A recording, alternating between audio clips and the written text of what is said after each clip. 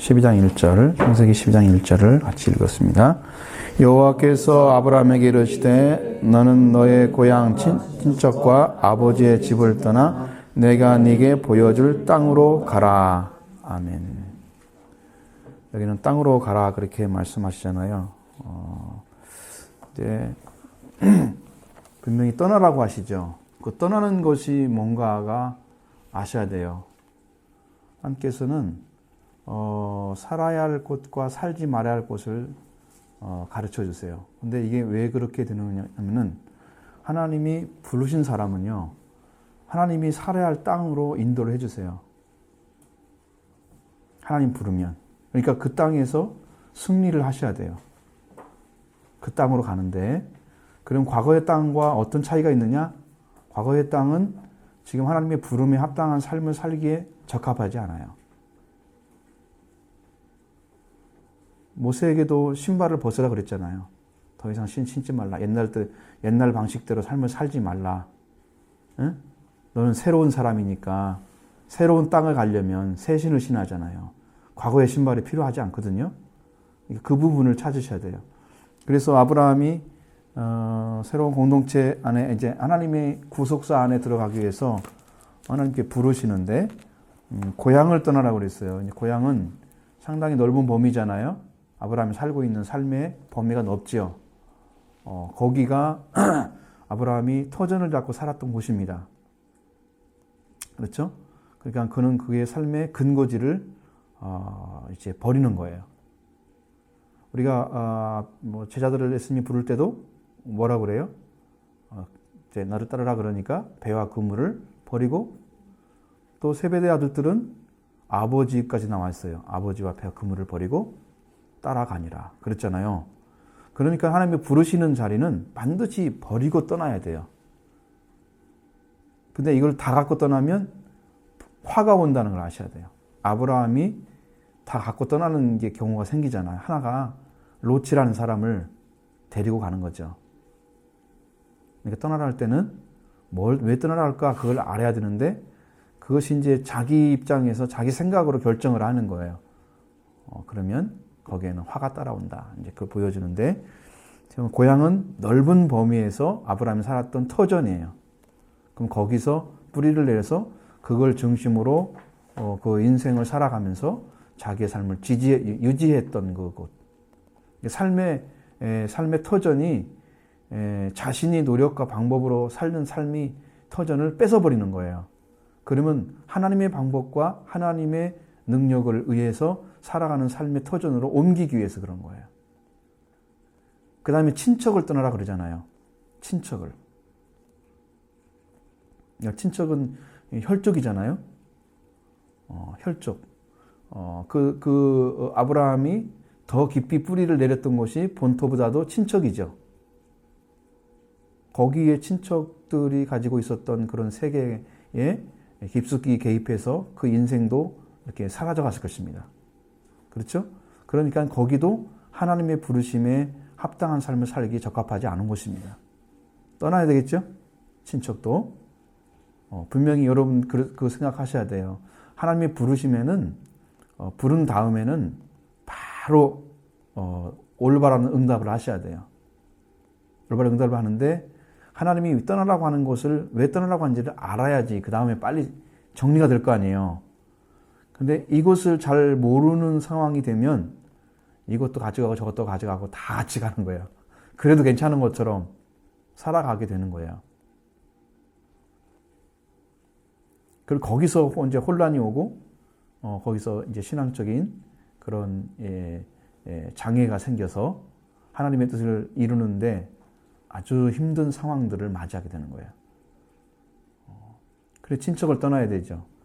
친척을 떠나는 데 있어서 데라의 큰아들이니까 자기 막내 동생이 낳았던 롯이라는 그 조카가 있잖아요. 그거 떠나야 되거든요. 데리고 가면 안 돼요. 친척을 좀 데리고 가면 안 되고, 그다음 마지막에는 아버지 집을 떠나래요. 이 아버지 집은 이제 셈의 혈통에서 나왔지만 하나님께서 그 셈의 혈통을 통해서 구속의 역사를 시작하지 않고 아브라함을 불러서 시작하시는 거예요. 그러면 그 아버지가 누가 아버지가 되느냐면 하나님의 아버지가 된 아브라함이 태어나서 아브라함이 아버지가 되어져야 돼요. 그래서 그 민족이 시작돼야 하기 때문에 아버지 집을 떠나야 되는 거예요.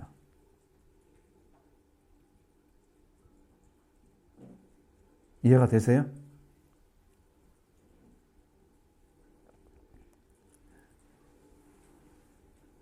안 되시면 빨리빨리 질문하세요. 지나가면.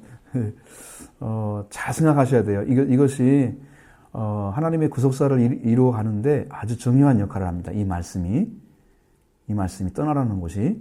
그래서 여러분에게도 하나님께서 여기는 네가 버티고 살 곳이 아니야. 너를 새로운 곳에서 하나님의 말씀과 함께 살아갈 곳으로 인도를 해주시거든요. 거기에 귀를 열고 성령의 음성을 듣고 순종해 드리면 하나님이 원하신 방법대로 일을 하세요. 근데 제가 경험대로 보니까 저도 서울에 있을 때도 하나님의 음성이 들려왔고, 근데 여기 전주에 오는 경우도 하나님의 음성 때문에 온 거예요. 들려주셨기 때문에. 순종한 거예요. 여기 와가지고. 그 음성을 듣지 않고 있었다면 제가 안 나왔을 거예요. 거기 있을 거예요. 지금도 있을지 몰라요. 교회를 큼지막하게 하나 짓고 거기서 유직급으로 이제 있었겠죠. 근데 하나님이 나가라고 그랬어요, 저보고. 분명히 가라고 그러는 거예요. 그럼 어떻게 해야 돼요? 바로 순종해야죠.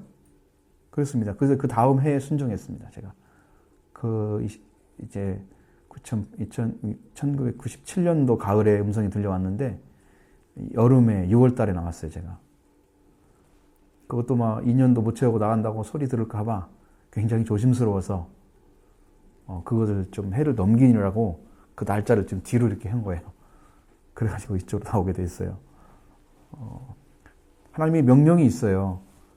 일을 해야 될 곳에서 일을 해야 돼요. 그러니까 그것은 하나님의 어떤 목적을 이루어드리기 위한, 우리를 통해서 이루기 위한 그 방법을 하나님 선택하셔서 일을 추진해 가시는 거예요. 거기에 합당하게 순종해야 되는데 아브라함은 조상으로 세워져야 돼요. 그래서 아버지 집을 떠나야 돼요. 그래서 아브라함이 조상이 되는 거예요. 이름이 고귀한 아버지에서 열국의 아버지로 바꿔지잖아요. 아브라함에서 아브라함으로. 그러면서 자녀를 주죠. 그러니까 여러분 신앙 가운데 하나님 찾아오셔서 말씀하셨을 때 떠나가시면 떠나라. 그러면 떠나십시오. 근데 여기서는 내가 보여줄 땅으로 가라고 그러잖아요. 내가 보여줄 땅으로. 근데 보여주진 않았는데 보여줄 땅으로 가야 돼요. 근데 어떻게 갈 수 있는 거예요? 보여줄 땅으로 가는 방식.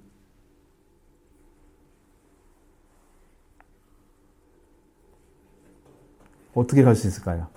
그렇죠? 말씀을 믿고 가는 길밖에 없어요. 예를 들면 여러분들이 지금 그 예수님을 찾아왔던 동방 박사들이 있죠. 동방 박사들이 별을 따라왔잖아요. 그렇죠? 그 사람들은 별이 움직이면 움직이고 안 움직이면 그냥 멈춰야 하잖아요. 갈 수 있어요, 없어요? 못해요. 못 가죠.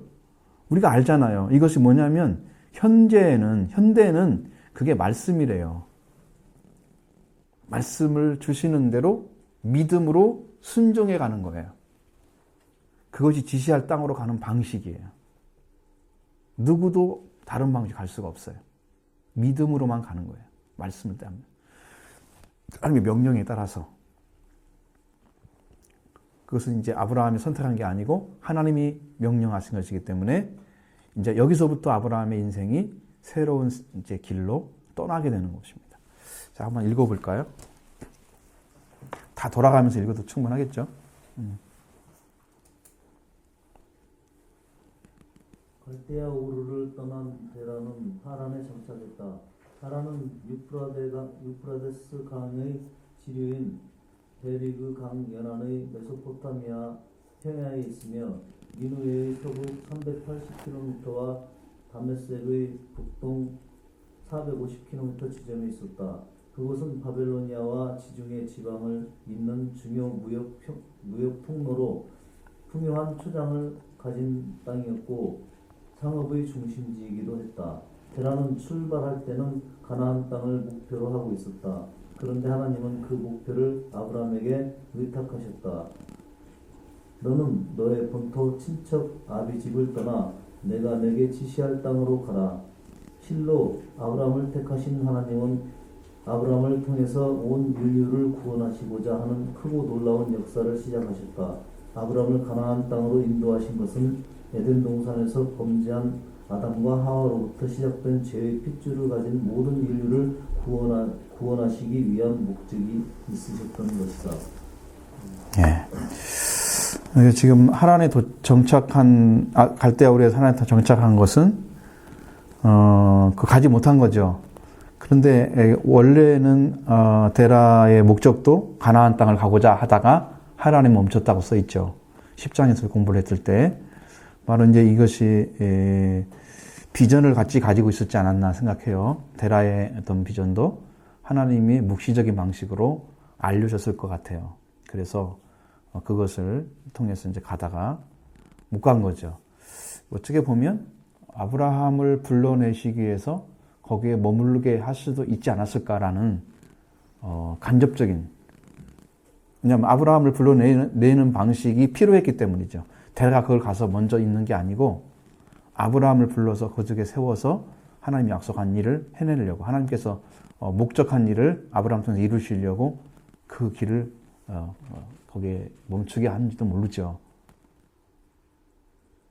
왜냐하면 하나님은 필요한 자를 통해서만 일을 하시는 거예요. 아무나 가지고 하지 않으세요. 우리가 생각할 때는 뭐 베드로 같이 좀 어떻게 보면 약간 우리 평상 사람들이 볼 때는 좀 강력한 성격도 가지고 있고 뭐 좀 여성적이기도 하고 때로는 엉뚱하기도 하고 좀 이렇게 보면 인격적으로 좀 갖춰지지 못한 느낌들이 드는 그런 일들이 많이 나오잖아요, 성경에서도. 근데 그 사람을 예수님이 선택하고 나서 그런 성격 가졌다고 해서 버리지 않잖아요. 그 사람을 어떻게든 변화시켜 쓰시잖아요. 디베라 그 호수까지 와가지고 네가 나를 사랑하느냐 끝까지 와서 그를 변화시켜 쓰시잖아요. 그러니까 하나님의 선택은 필요한 자를 불러서 반드시 세우고 그 일을 실행하시는 방식이란 말이에요. 그러니까 우리의 의지와 상관이 없는 거예요. 하나님의 방식이란 말이에요.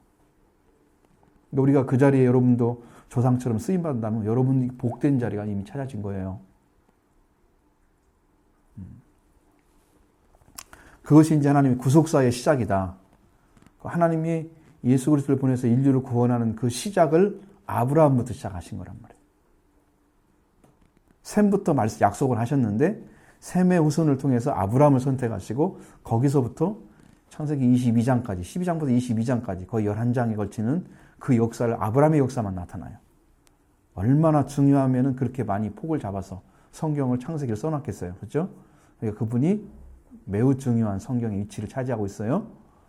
불러서 하나님께서 어떻게 그를 반드시 세워서 경외하는 자리까지 세워서 그 영적인 위치를 찾아주는지를 성경에 찾아봐야 돼요. 그러니까 거기에 이제 포초점을 맞추고 여러분이 보시면 좋을 것 같고요. 혹시 질문 있으시면.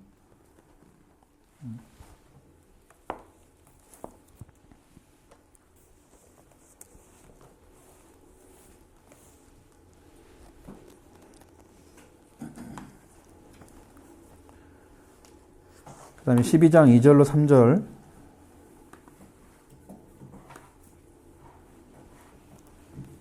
같이 읽도록 하겠습니다. 내가 너로 큰 민족을 이루고 내게 복을 주어 내 이름을 창대하게 하리니 너는 복이 될지라. 너를 축복하는 자에게 내가 복을 내리고 너를 저주하는 자에겐 내가 저주하리니 모든 민족이 너로 말미암아 복을 얻을 것이라 하신지라. 아멘.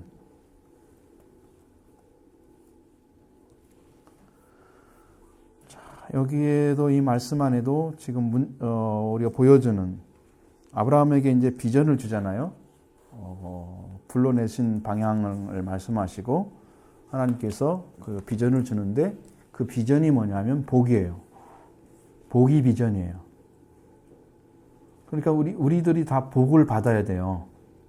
복을 받아야 됩니다. 이 복을 받는다는 의미가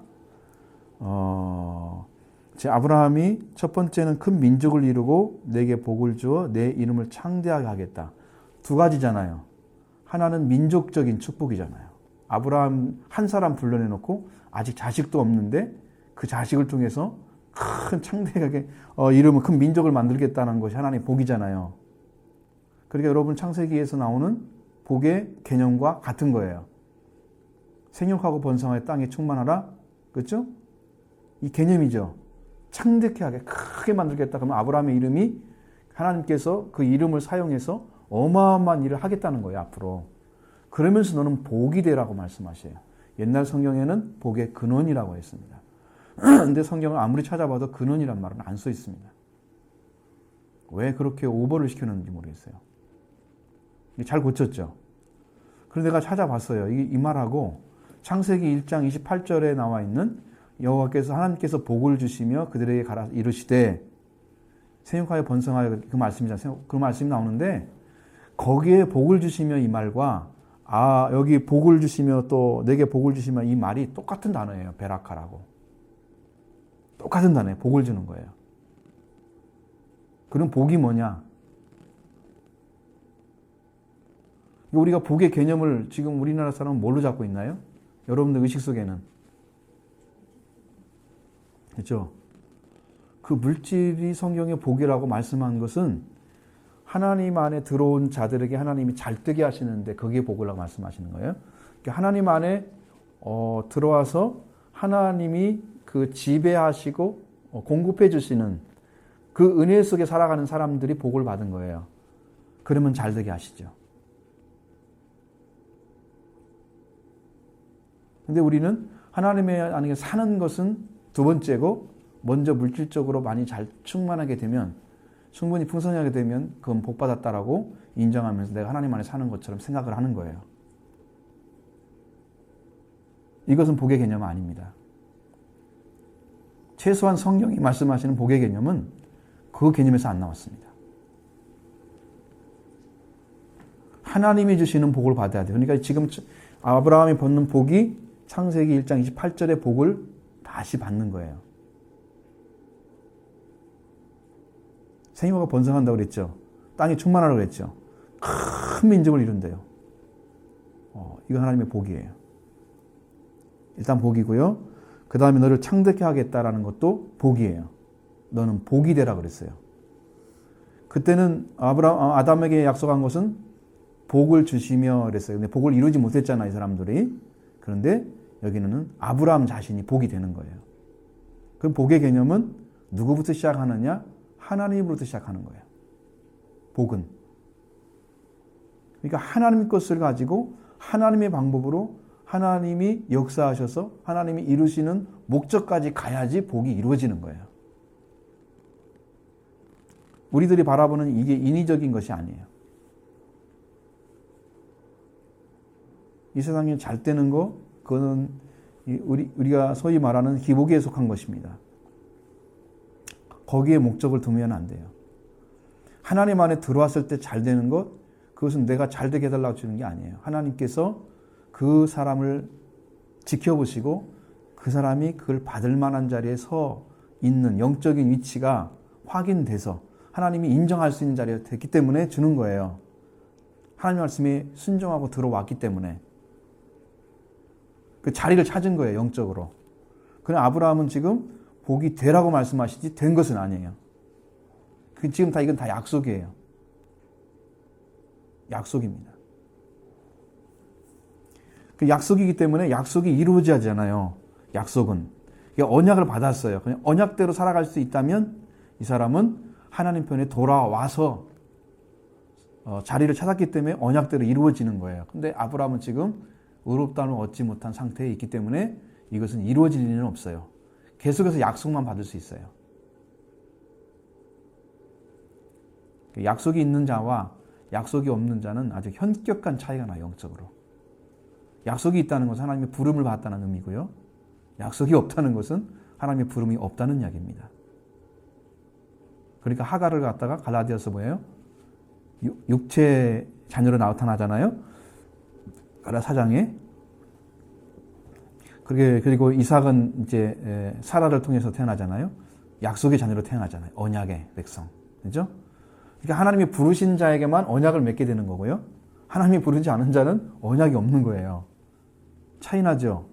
그것은 결과도 차이가 나요. 결과도. 시작도 차이가 나기 때문에 결과도 차이가 나는 거예요.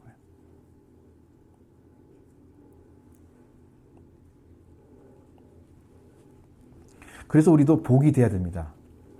우리도. 근데 이제 우리가 복이 되어가는 방법은 아브라함처럼 믿음으로 들어가는 거예요.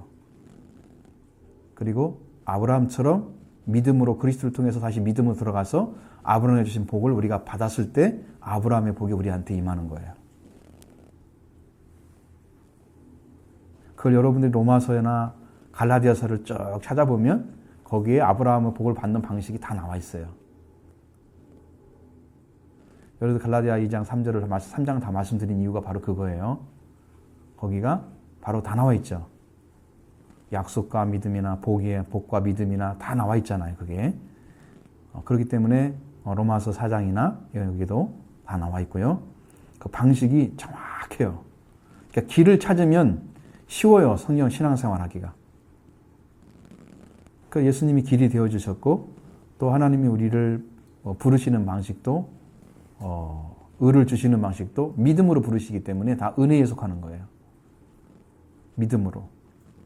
하나님께서 말씀하시면 믿어드리는 거. 이것이 처음이 시작이고요. 믿어드리면 그 다음부터 하나님이 일을 진행하시는 거예요. 믿어드리면. 근데 그 말씀을 들었는데 믿음이 안 왔어 나한테. 그러면 나에게 내가 그 말씀을 지켜가려고 노력할까요? 마음 쓰일까요? 생각할까요? 예배 마치고 나서 여러분 나가면 성경 말씀이 남아있어요? 지키려고 생각해요? 그건 약속이 아니라는 거예요. 하나님이 영으로 주신 약속도 성령께서 깨달게 하는 약속도 그것도 약속이에요. 근데 그런 것이 없다면 예배를 통해서 우리가 지키려고 안 해요. 그러니까 복이 이루어질 수가 없죠. 그 안에. 하나님 진짜 주고자 하는 복이 그 가정 안에 들어올 수가 없게 되는 거고 반대로 그 말씀을 받았기 때문에 나는 이 말씀대로 내가 생명 걸려서 한번 걸고 살아드려야 되겠다 생각하면 그 복을 여러분이 받아서 이룰 수가 있는 거예요. 이 땅에서. 그게 언약이 중요한 거예요. 목숨 걸고 한번 해보세요. 여러분들이 찾아서. 하나님이 그 길을 열어주시죠. 걷게 하시죠. 그 축복의 길을. 그리고 또 말씀하시죠. 너를 축복하는 자에게 내가 복을 내리고 너를 저주하는 자에게 내가 저주하리니. 자, 그럼 축복과 저주가 누구를 통해서 나눠져요? 아브라함을 통해서 나눠져요. 축복과 저주가. 여러분 이게 얼마나 중요한 일인지 아세요? 아브라함을 아무나 손댈 수가 없어요. 그 아내가 2번이나 위기를 당하잖아요. 다 살려주시죠. 이삭도 역시 또 그런 일이 벌어졌고요. 근데 그때마다 하나님이 개입하시잖아요. 그 아브라함이 하는 일을 방해하고 아내를 뺏고 아브라함을 죽이려고 했으면 하나님이 그 가만두지 않아요. 그렇게 했던 어떤 왕이든지 간에. 애굽 왕이든지 뭐 어디 왕이든지 상관없이 하나님 가만두지 않아요. 왜냐하면 아브라함에게 복을 빌어줘야 그 사람이 복을 받게 돼 있어요. 아브라함을 실망하게 하고 아브라함을 넘어뜨리려고 하고 이렇게 하면 그는 저주를 받는 거예요.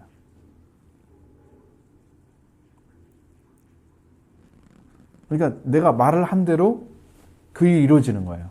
아브라함은 축복하면은 나에게 축복이 되고 하나님께서 축복을 내가 세운 자를 인정해 주면 아브라함 하나님 세우잖아요 지금 불러서. 그러면 세운 자를 인정해 주면 그 인정을 하는 사람에게 그 부른 자의 복을 그대로 내려주는 거예요. 근데 하나님께서 세운 자, 이 아브라함, 얼마나 뭐가 대단하다고, 그 생활을 보니까 그렇지도 않던데, 그리고 별것을 생각하고, 그렇게 바라보면 그 복을 받을 수가 없게 되는 거예요. 받아들이는 게 그렇게 중요한 거예요. 여러분 영접하게 바라요. 마음에 받아들여서 영접하셔야 됩니다. 그래서 복을 얻을 것이다. 너로 말미암아. 그러면 땅의 모든 족속이 너로 말미암아 복을 얻을 것이다. 그렇게 말씀하셨어요. 이것은 이 복은 누구까지 가는 거예요? 땅의 모든 족속. 그러면 지금까지도 아브라함의 약속이 이 땅에 이루어지고 있는 거예요. 땅의 모든 족속이에요. 그 당시만 이루어지는 게 아니고 지금 하나님 말씀이 전파돼서 하나님 말씀을 믿고 있는 사람들 모두에게 이 아브라함의 복이 임하도록 하는 거예요. 그것이 이제 로마서의 이제 말씀이에요. 그리고 갈라디아서의 말씀이에요. 계속 강조하고 있는.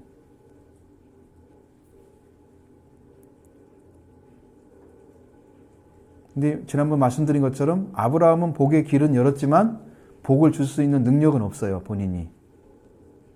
그렇기 때문에 아브라함이 들어간 복을 받으려면 아브라함처럼 믿음으로 들어가서 하나님의 의롭다 하심을 얻는 그 복을 받게 되면 그 사람도 얻을 수 있는 거고, 그 자리에 이르지 못하면 아브라함의 복은 자기 거와 상관없는 거예요.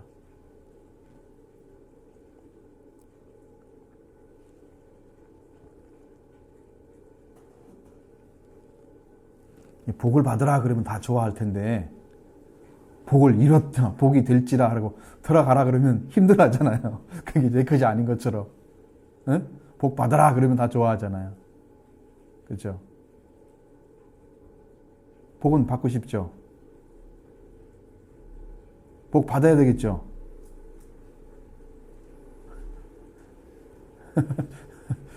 별로 복 받고 싶지도 않은가 봐.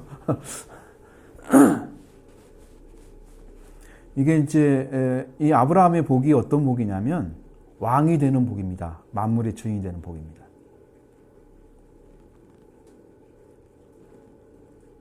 아브라함처럼 은혜로 들어가서 그 약속의 말씀을 따라가잖아요. 그러면 만물의 주인으로 세워져요, 하나님께서. 아브라함이 그 자리에 섰어요.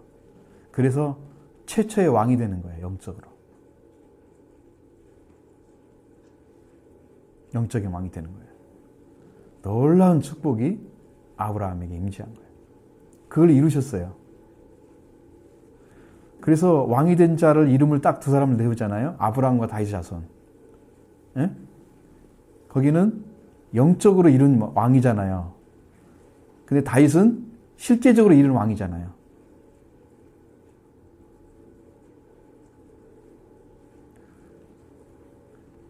다윗 왕자가 예수 그리스도가 오신다고 그랬잖아요. 다윗의 보좌에 앉을 것이고, 다윗은 왕권을 이루셨어요. 아브라함은 왕으로 세워졌고요. 만물의 주인이 다스리는 자예요. 그래서 모든 자, 우리가 이제 누가복음 16장에 보면 부자와 나사로 비유가 나오는데, 부자가 이제 음부에 들어갔는데 나사로는 누구의 품에 안겨 있다고 써 있나요? 아브라함이죠. 신기하지 않아요? 모든 사람은 아브라함이 우리 조상이기 때문에 아브라함 품에 들어가야 맞는 거예요, 그게. 영적인 의미예요, 그건. 주님이 그걸 보여주려고 한 거예요, 우리한테. 아브라함이 이게 세운 것처럼 이게 왕자, 이게 영적인 우리의 조상이다라는 걸 보여주는 거예요. 응? 그래서 이제 모든 족속, 모든 민족이 너로 말미암아 복을 얻는.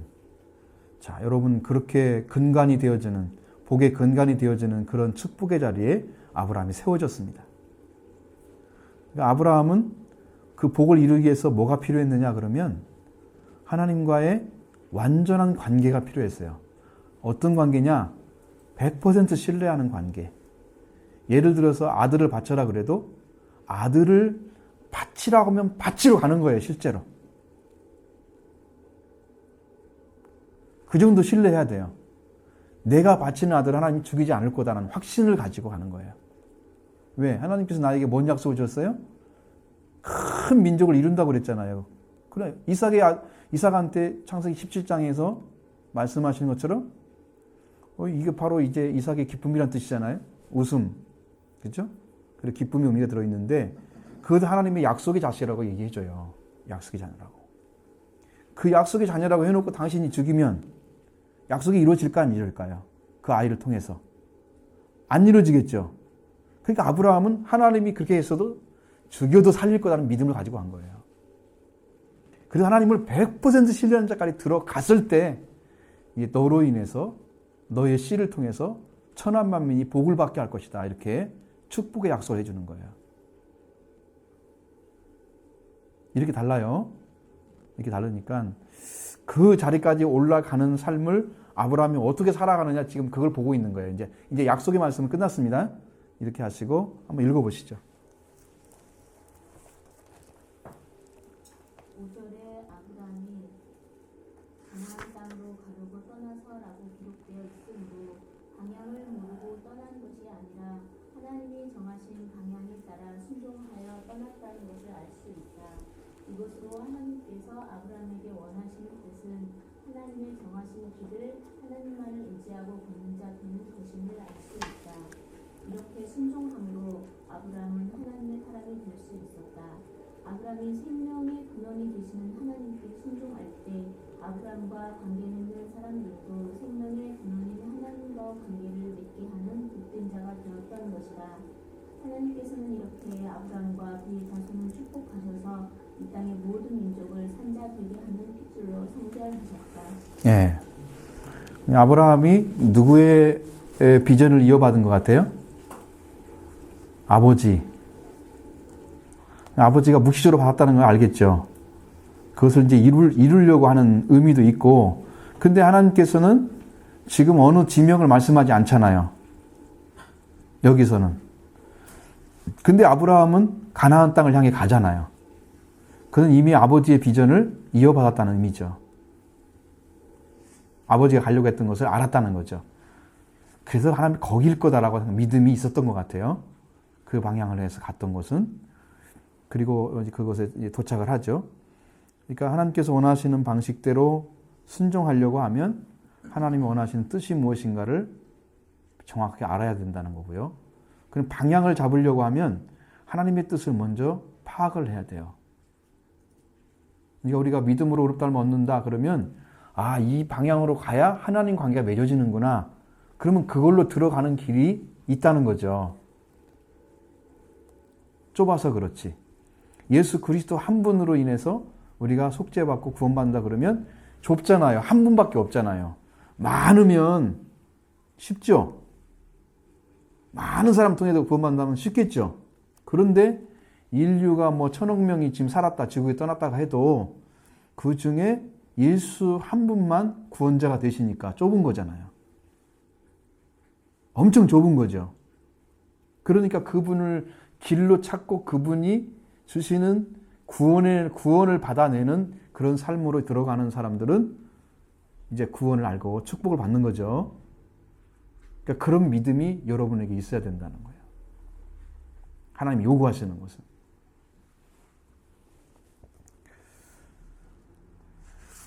그래서 하나님께서 명령하신 말씀을 아브라함이 순종하고 그렇게 해서 하나님께서 창조하신 자의 자리에 다시 세우는 거예요. 하나님이 창조하시고 형상을 이루는 거고 그 다음에 하나님께서 주신 복을 이 땅에 다시 이루어지게 하는 거예요. 두 가지 복을 다 가지고 있어요. 그래서 복이라는 의미를 찾을 때는 언제나 하나님과의 관계가 먼저예요. 하나님과 관계가 있어야지 그 다음에 다른 복을 받을 수 있어요. 여기 끊어지면 아무것도 아니에요. 제일 중요한 부분이에요. 이 복인데 이 복을 받으라고 하면 하나님께 돌아오는 길이 있어야 되잖아요. 이게 아브라함이 쉽게 돌아오나요? 그렇지 않아요. 엄청나게 멀리 돌아서 그가 아이를 낳을 때까지 해도 25년이라는 세월이 흘렀어요. 믿음 가지고 금방 구원받고 막 금방 뭔 일 벌어지는 것처럼 살기 쉬워요, 어려워요? 우리 조상도 힘들게 갔는데 여러분 쉽겠어요? 어렵습니다. 그 영적으로 이해도 못해요. 왜 그렇게 하시는지를 하나님이. 어려워서. 그 세월이 흘러가면서 그가 조금씩 깨닫죠. 열어지면서. 말씀 의지하면서 점점 자라가지고 나중에는 의지하게 되는 거죠. 응? 우리 신앙 다 그래요. 그러니까 여러분이 믿음으로 들어가는 길을 찾으셔야 돼요. 처음부터 걸으셔야 돼요. 성경은 항상 그런 결론입니다. 시작도 그렇겠죠. 결론도 마찬가지예요. 하나님이 시작이시고 하나님이 마침이십니다. 그러면 누구로 시작해서 누구로 마쳐야 우리가 하나님 나라에 들어가는 거예요? 하나님을 시작해서 하나님 마쳐야 들어가는 거예요.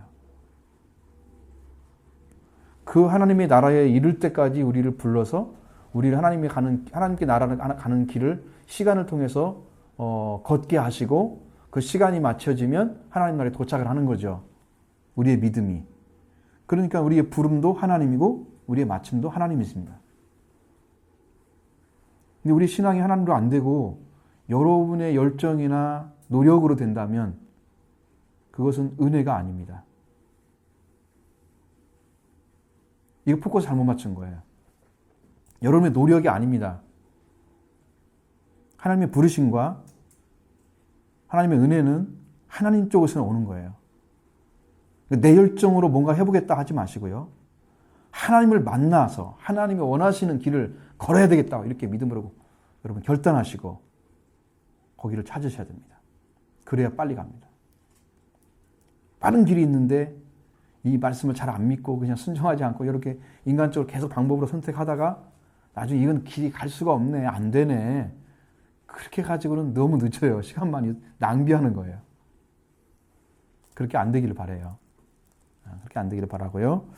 그래서 하나님 관계가 만져지고 그 다음에 하나님 주신 만물의 주인이 찾는 것이 아브라함의 복이고, 그럼 아브라함의 자손으로 들어가면 우리도 아브라함의 복을 받아서 하나님이 우리의 상급이 되시고 하나님이 우리의 방패가 되시는, 아브라함은요 그 축복을 받았어요. 하나님이 전체예요. 아브라함의 가장 큰 선물을 받은 거예요. 아브라함은 하나님을 선물로 받았어요. 내가 너의 상이다 그랬어요. 창세기 15장에 가면 가장 큰 복을 받은 거예요. 아브라함은. 더 큰 거 있어요? 하나님보다 더 큰 거 있나요? 없잖아요. 그러니까 여러분은 그 길로 가는 거예요. 성령도 선물로 주신다고 그러잖아요. 예수님도 선물로 들어오세요. 그리고 하나님도 선물입니다. 그게 잘 모르죠. 그렇게 영적으로 가는 거예요. 그러니까 하나님과 관계가 맺어져 가지고 하나님의 긍휼과 사랑을 받아들여서 여러분 구원도 선물로 주시잖아요. 다 은혜이고, 여러분이 그 길을 찾아서 주님과 함께 시작해서 주님으로 구원받은 자가 되셔야 됩니다. 이것이 시작이 안 되면 참 신앙생활이 어려워요. 힘들고 고달파요. 도대체 알아듣지 못한 얘기를 이렇게 많이 하는데 나는 어디에 서 있는 거야 도대체, 이게 안 보여. 그런다면 이제 좀 곤란한 거죠. 찾는 것이.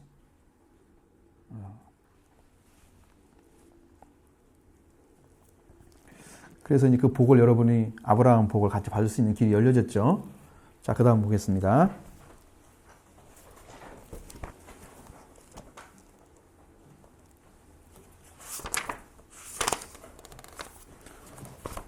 자, 4절 5절 보겠습니다. 이에 아브라함이 여호와의 말씀을 따라갔고 롯도 그와 함께 갔으며 아브라함이 하란을 떠날 때에 70세였더라.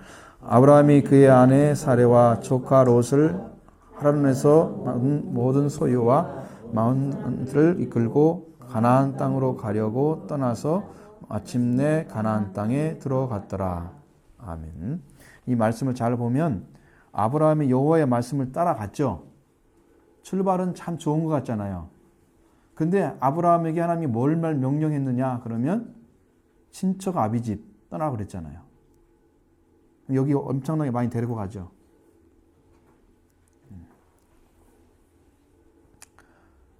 롯도 그와 함께 갔으며, 롯은 하나님이 부른 건 아니죠. 안 불렀죠. 근데 왜 함께 갔을까라는 거예요. 이건 갔다고 하는 얘기만 써 있으니까 그 누가 가게 했는지는 잘 모르잖아요. 그 대신에 분명히 갔다고 하는 것은 아브라함의 동의가 있었을 거라는 것은 생각할 수 있겠어요. 그러면 친척을 지금 데리고 간 거잖아요. 그러니까 하나님 말씀은 100% 신뢰를 하고 순종해야 돼요. 아, 조카 롯이 불쌍하니까 자기 동생도 죽고 아버지 돌아가시고 돌볼 사람은 내가 큰 형이니까 내 조카를 내가 돌봐야지, 이렇게 생각할 거 아니에요. 일반적인 사람들의 모습은. 큰 형이니까. 그죠? 근데 하나님은 그걸 원하시지 않으신 거예요. 근데 스스로 동의하에 롯도 가고 싶어 했을 것이고 아브라함도 동의하에 갓고로 나온 거예요. 그냥 간 곳으로 나온 거였죠. 이게 한 가지 문제가 있었고 그 다음에 아브라함이 하나님을 떠날 때에 75세였다. 나이에 대한 이야기는 아브라함이 참 그 나이까지도 아이를 못 낳고 지금 하나님의 부르심 받고 떠나고 있다는 얘기를 보여주는 거예요, 우리한테. 그런 이야기죠.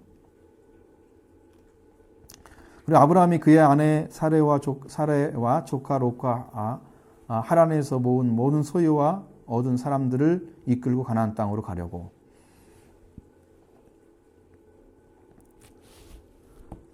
하란에서 모은 재산이 상당히 많았던 것 같아요. 모든 소유와.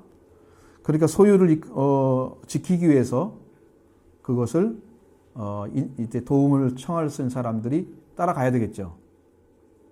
그러니까 아브라함을 소유는 이게 모든 물질적인 것보다도 아마 목양을 하거나 소를 키우거나 뭐 그런 것이겠죠. 그러니까 그를 도울 수 있는 사람이 함께 가져야 되는 그런 현상이 된 거죠. 물론 돈도 있겠죠. 있을 것입니다. 그런 재물, 부동산도 동산도 다 있을 건데 그를 가지고 가나안 땅으로 가려고 떠나서 마침내 가나안 땅에 들어갔더라. 이렇게 말씀하고 있어요. 이제 아브라함은 방향성은 잡고 있었죠. 하나님은 말씀하지 않으셨는데 방향은 잡았어요. 가나안 땅으로 가려고 했다는 의미는. 근데 하나님이 데려가지 말라는 친척을 데리고 온 것은 그의 실수였다. 그것은 신앙적으로 치명적인 것입니다. 결론이 그렇게 나오기 때문입니다. 하나님 원하시는 사람이 아닌 것을 너도 들어가고 너도 해 다 가. 막 이렇게 하면은 아브라함이 조카 롯을 데려가는 것과 똑같은 신앙의 출발이에요. 안 된 것은 안 된다고 해야 돼요. 아무리 불쌍하고 힘들어 보여도 하나님이 부르시지 않았으면 그를 데리고 가지 말아야 되고요.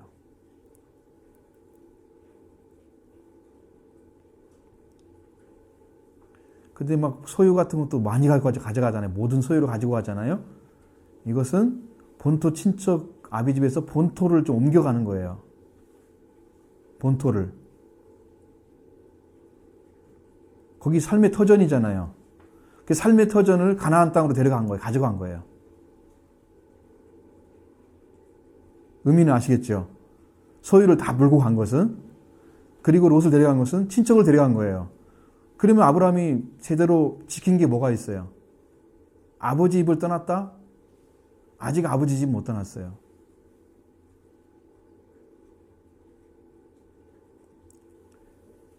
왜냐하면 아브라함이 아버지 집을 떠나려면 아브라함이 조상이 돼야 돼요. 아직 아무것도 안 됐어. 근데 일단 갔어요. 그러니까 여호와의 말씀을 따라갔기 때문에 하나님이 그걸 받아주시는 거예요. 그 모든 게 있을지라도. 그게 지금 잘했다는 얘기가 아니거든요. 근데 우리는 하나님께서 받아줬기 때문에 뭐가 문제냐라고 물어볼 수 있어요. 근데 말을 안 들은 것은 잘 모르잖아요. 무엇을 순종하지 않았는지는. 그렇게 혼란스러운 신앙생활하면 안 돼요. 정확히 뭘 하지 말라고 그랬으면 하지 말고 딱 빼내고 성별된 거 하나님이 명령한 말씀만 순종해 가기 바라요. 그렇게 해야 완전한 길을 걸어가는 것입니다. 신앙은. 그걸 인간적인 방법으로 불쌍하니까 뭐 내 생각대로는 괜찮을 것 같으니까 같이 가 너도 가고 또 가져가고 그렇게 해가지고 하나님의 말씀과 상관이 없는 방식으로 또 삶을 살아가야 돼요. 가나안 땅에 들어가는 것이 목적이 아니란 말이에요. 하나님 말씀에 순종해 가야 되는데 여기는 하나님 말씀을 따라갔잖아요. 아직 순종이 아직 안 됐어요. 따라갔어요. 하나님 명령하니까. 그럼 우리는 순종이라고 볼 수 있는 일부분이잖아요. 그죠? 네. 아브라함이 완전한 순종에는 들어가지 못했다는 것을 생각하셔야 돼요. 여기서. 이해가 되시죠? 질문 있으면 지금 질문하셔야 돼요. 네. 자, 읽으시죠. 93. 하란에 하란에 정착해버린 데라의 가족들 중에서 아브라함은 하나님의 부르심을 입었고 그는 순종하여 하란을 떠났다. 그러나 아브라함의 순종은 온전한 순종이 아니었다. 하나님께서는 아브라함과 그의 아내 사라만 부르셨으나 아브라함은 롯과 그 가족을 동반했다. 하나님의 말씀에 순종할 때 내 의지나 감정은 온전히 부정해야 한다. 아브라함이 롯을 동반하여 출발한 것은 아브라함의 개인적인 의지와 감정이 개입되었다는 것을 알 수 있다. 롯을 동반한 것은 아브라함에게 당연한 일이며 또 있을 수 있는 일이라고 생각할 수 있다. 그러나 하나님께서 행하시는 역사에는 인간적인 어떤 것도 개입되어서는 안 된다. 아브라함은 롯을 데리고 떠난 것을 당연한 일로 생각하여 그를 동반하였을 터이지만 그로 인하여 롯의 가정은 큰 화를 입게 되고 아브라함은 돌이킬 수 없는 죄를 범한 자가 되었다. 인간적인 의지나 의견이 개입될 때 하나님을 향한 신뢰는 온전치 못한 것이 되며 온전치 못한 신뢰는 결국 하나님과 대립되는 자리에 있게 된다. 즉 온전치 못한 신뢰는 결국 온전치 못한 순종인 것이다. 그러므로 하나님의 말씀에 온전히 순종하지 않고 롯을 데리고 가나안 땅으로 향한 아브라함을 말미암아 결국 롯의 가정은 파괴되고 말았다. 아브라함이 인간적인 정과 사랑으로 하나님의 뜻을 무시하고 롯을 동반한 행위가 결국 롯의 가정을 불행으로 몰아넣은 것이다. 인간의 행복은 절대적인 의와 사랑이신 하나님의 말씀을 순종하는 자에게만 있다. 하나님의 뜻을 무시한 인간적인 사랑은 인간을 불행으로 몰아넣을 뿐이다. 네. 이해되시죠? 지금 말씀드린 것이 이제 포함되어 있죠, 전부 여기에. 하나님께 순종하려고 하면 나의 의식이나 무슨 지식이나 인간적인 방법은 개입되면 안 된다. 그것은 부정돼야 된다는 거예요.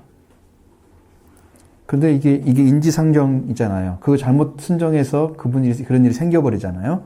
근데 여기서 우리가 아브라함의 입장에 서가지고 당신이 아브라함이라면 안 데려갔겠어? 이렇게 생각하는 사람도 있을 거 아니에요. 당신이 아브라함 입장이라면 그 조카 롯 혼자 남았는데 안 데려가겠어? 근데 하나님의 명령과는 다른 거잖아요. 그러니까 이게 인간적으로 상의를 하면 안 되는 거예요. 인간적으로. 우리가 성경을 잘 읽어보시면 바울을 불렀을 때 혈육과 상의하지 아니하고 바울은 하나님의 말씀에 순종했습니다. 그의 아버지도 사도 바울이 이렇게 구원받고 은혜 받은 자인 걸 몰랐을지도 몰라요. 얼마나 세월이 지나서 흘러도 알았지 몰라요. 어떤 사람도 안 만나서 가족들을 하나님의 부르심만 순종을 했습니다. 그러니까 하나님의 목적을 향해서 가는 거예요. 하나님의 방법대로만 하는 거예요. 인간이 개입이 되면 안 되는 거죠. 그렇게 되면 거기에 개입된 자들이 엄청난 피해를 보게 되는 거예요. 부르지 않았는데 부름받은 자와 함께 가면서 그 일로 인해서 화를 당하게 되는 거예요. 가족이. 창세기 19장에 나오니까 거기에서 말씀드리면 충분히 이해할 수 있을 것 같고요. 인간적인 정과 사랑을 가지고 하나님 뜻을 무시하고 롯과 동반을 했습니다. 롯의 가정을 불행한 자가 되게 만들었는데 그것이 나중에 암몬과 모압 족속에 태어나잖아요. 거기서. 그 이스라엘 백성들을 괴롭히는 결국은 조카의 아들들 자녀들인데 그의 후손들이 아브라함이 태어난 이스라엘 민족, 아브라함 통해 태어난 이스라엘 민족을 괴롭히고 고통을 주는 민족으로 그렇게 하면서 나중에는 버림받아요. 그 핏줄 자체도. 여호와의 총회에 들어오지 못한다고 딱 명령이 되어 있어요. 얼마나 불행한지 아시겠죠? 핏줄에서 끊어져 버립니다. 순종하지 않으면. 여호와의 총회에 못 들어가는 거예요. 다른 데서는 몇 대가 지나면 들어오게 돼 있는데 거기는 못 들어가게 막 못을 박았어요. 그래서 여러분이 이게 우리가 신앙생활 할 때 참 어려운 게 뭐냐면 사람 관계예요. 사람이 이러면 인간적인 방법으로 돕고 싶고 이렇게 해야 되고 이래야잖아요. 근데 그렇게 안 하면 한국 사람들은 정도 없고 사랑도 없는 그런 목회자야 이렇게 볼 거 아니에요. 한국 스타일은 그렇단 말이에요. 그걸 인정하고 좀 도와주고 이렇게 아파한 것을 이렇게 해줘야 사랑이 많은 목사가 되는 거예요. 성경대로만 가르치면 그 목사님은 원칙주의자야 이렇게 하고 융통성도 없고 사랑도 부족한. 그래서 어려운 거예요. 여러분은 많이 들었기 때문에 그렇게 생각을 안 하시겠지만 안에 보편적인 성도들한테 이 공부를 가르치면 이건 분명히 반발이 일어날 거예요. 어떻게 이렇게 해석을 하느냐라고. 가능성이 있죠. 여러분 그렇게 하지 마시고 성경이 말씀하시는 것을 그대로 순종해서 아브라함이 잘못된 것을 다 떼어내고 올바로 간 것을 우리가 선택해서 그 복을 내 것을 만들어야 되거든요. 우리도 아브라함이 가는 것처럼 롯을 데려가면 안 됩니다. 지금 떠나라고 하는데 여러분도 롯이 있을 수 있어요. 영적으로. 제가 기도할 때 하나님께서 기도를 받아주시잖아요. 이상합니다. 잘 보세요. 기도를 할 때 하나님께서 기도를 받아주세요. 어떤 기도를. 그러면 저는 거기에 덧붙여서 여러 사람들을 위해서 구합니다. 다른 사람들도 위해서 구합니다. 그런데 그 기도가 합쳐지면 하나님 그다음부터 안 들으세요. 그 기도를. 왜냐하면 하나님이 원하시는 것은 지금 그것만 위해서 기도하는 것이었어요. 그래서 내가 기도의 원칙이 뭐냐면 한 가지를 위해서, 그거 한 가지를 위해서 기도하면 한 가지를만 위해서 기도해야 된대요. 기도의 원칙이. 근데 우리는 막 이것도 구하고 저것도 하고 왔다 갔다 하면서 막 정신없잖아요. 그리고 막 기도를 많이 하고 나서 이제 아이고 다 기도하겠다고 하나님의 응답과 상관없이 이렇게 나가거든요. 그렇게 하지 마시고 한 가지만 위해서 정확하게 응답이 되면 그 다음 것으로 그 다음 것 이렇게 가셔야 돼요. 기도가 질서가 있어야 한다는 거죠. 그래서 합쳐지면 안 된다. 하나님이 싫어하는 거다. 여러분 롯을 데려가지 마시고 말씀에만 순종해 떠나기 바랍니다. 그래서 그 명령을 순종해서 가셔야 됩니다. 자, 그 다음 6절부터 9절의 말씀 보겠습니다. 아브라함이 그 땅을 지나 세겜 모래 나무 위에 이르니 그때에 가나안 사람이 그 땅에 거주하였더라. 여호와께서 아브라함에게 나타나 이르시되 내가 이 땅을 내 자손에게 주리라 하신 대로 자기에게 나타나신 여호와께 그가 그곳에서 제단을 쌓고 거기서 베델 동쪽 산으로 옮겨 장막을 치니 서쪽은 베델이요 동쪽은 아이라 그가 그곳에서 여호와께 제단을 쌓고 여호와의 이름을 부르더니 점점 남방으로 옮겨 갔더라. 아멘. 자, 아브라함이 이제 하나님께서 주신 땅을 갔는데 그 땅을 지나 가나안 땅에 들어갔다 하면 그 땅을 지나잖아요. 그렇죠? 가나안 땅을 지나 보면은 지도에서 보면은 아이성이 있고 하란에서 돌아와 가지고 가나안 땅 옆에 있고 세겜과 베델 사이에 아이가 있어요. 하나님께서 이제 가나안 땅에 들어가서 그 세겜 땅 모래 상수나무에 가서 있으니까 그때 여호와께서 나타나셔서 이 땅을 네 자손에게 주리라. 하나님 말씀하시죠. 그러면 아브라함이 갔던 땅이 가나안 땅이 목적인 게 맞죠? 하나님이 나타나서 말씀하신 걸 보니까 그 땅을 잘 찾은 거예요. 그리고 아버지가 가려고 했던 땅도 역시 그 땅이었고 그 땅을 잘 찾았다는 것이 확실하죠. 그리고 자손에 대한 약속을 해주는 거예요. 이 땅을 네 자손에게 주겠다.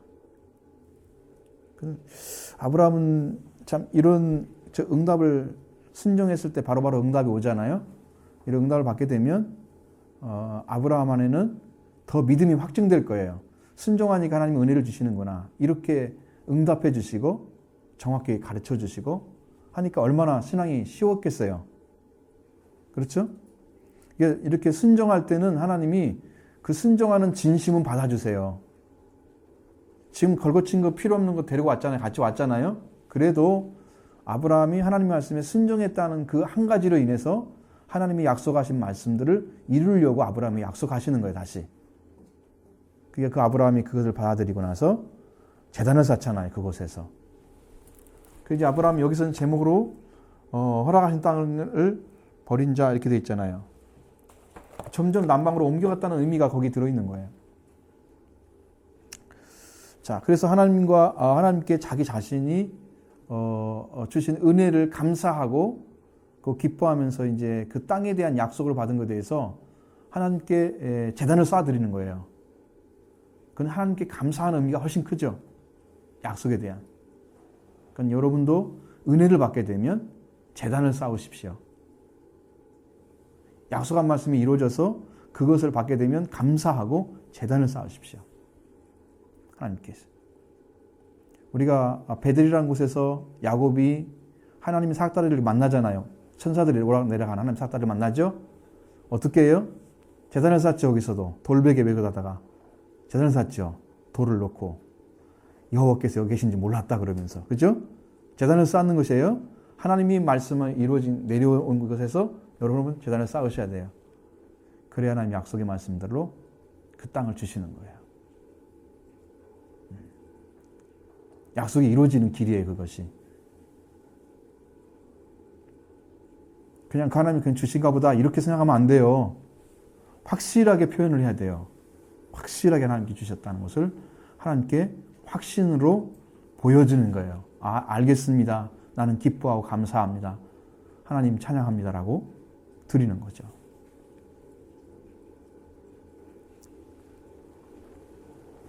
그리고 거기서 베델 동쪽 산으로 옮겨 장막을 치니 서쪽은 베델이요 동쪽은 아이라. 베델과 아이 사이. 그렇죠? 그리고 그곳에서 여호와께 제단을 쌓고 여호와 이름을 부르더니, 자, 계속 은혜를 받은 것에 대해서 감사가 나오죠. 여호와 이름을 불렀다고 하는 것은, 그렇죠? 하나님을 신뢰하는 거죠. 그러니까 은혜를 받은 그 마음의 영적인 부분이 지금 계속해서 되새김질을 하고 있는 거예요. 또 제단을 쌓잖아요. 2번이나. 응?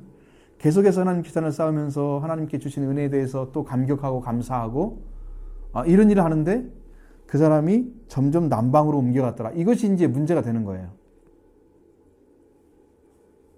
왜 그러냐? 하나님께 주신 땅에 거주를 해야 돼요. 그리고 그 땅에 문제가 생기면 그 땅을 내가 어떻게 할 것인가를 묻고 움직여야 되죠. 자손이 주리한 땅에서 살아라고 하는 건지, 아니면 기근이 와가지고 삶이 고달파지고 고통이 왔을 때 어떻게 가야 되는지를 묻고 움직여야 되는데, 거기와 상관없이 남방으로 계속 가는 거예요. 그러면 그 얘기가 뒤에 이어보면은 기근 때문에 간 걸로 표현될 수 있는 거예요. 그래서 약속의 땅을 지금 어떻게 하는 거예요? 떠나는 거죠. 버리는 거죠. 허락한 땅을 버린다. 이 제목이 그거예요. 자, 이거 보시죠.